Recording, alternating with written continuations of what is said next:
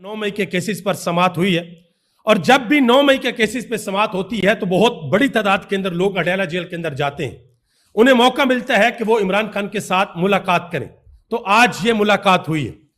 आज अडयाला जेल के अंदर इमरान खान ने पाकिस्तान के आर्मी चीफ के हवाले से दोबारा गुफ्तगू की है, क्योंकि जब इमरान खान ने कहा था कि बेहतर है बादशाह सलामत का लकब ले लेते, तो फैसल वाडा ने आगे से जवाब दिया था कि इमरान खान आर्मी चीफ को बादशाह सलामत ही समझे। तो इसके ऊपर दोबारा आज इमरान खान ने गुफ्तगू की है। अपनी पार्टी को भी इमरान खान ने आज अच्छा खासा रगड़ा लगाया है, अच्छी खासी खिंचाई की है।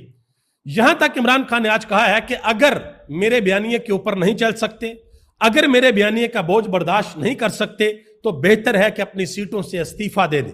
और अली अमीन गंडापुर के हवाले से यह रिपोर्ट हो रहा है कि इमरान खान ने यह कहा है वाज़िया तौर पर कि या तो वो काम करो जो मैं कह रहा हूं, या फिर असेंबली को तोड़ दो अगर तुम नहीं चल सकते। अगर तुम्हारे दिलों में कोई डर है, कोई खौफ महसूस करते हो, तो फिर पीछे हट जाओ। ये सारी की सारी बातें आज इमरान खान ने बिल्कुल सबके सामने की हैं।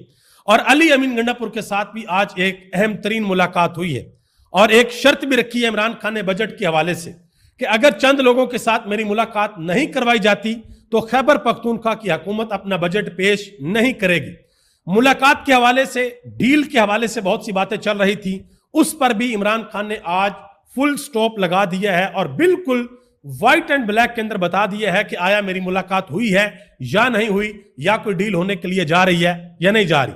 पाकिस्तान तहरीक इंसाफ को आज अदालतों से एक बड़ा रिलीफ मिला है, उसके ऊपर भी बात करते हैं। और यह भी बातें चल रही हैं कि जी इमरान खान का पॉलीग्राफिक टेस्ट होगा। तीसरी मर्तबा इमरान खान ने इनकार कर दिया कि जी मैं ये टेस्ट नहीं दूंगा, लेकिन पाकिस्तान के मीडिया के ऊपर इसके ऊपर गुफ्तगू की जा रही है और एक अहम तरीन मशवरा दिया गया है कि पॉलीग्राफी टेस्ट जरूर करवाया जाए, लेकिन किस किस का करवाया जाए और किस जगह पर करवाया जाए, इसके ऊपर भी बात करते हैं।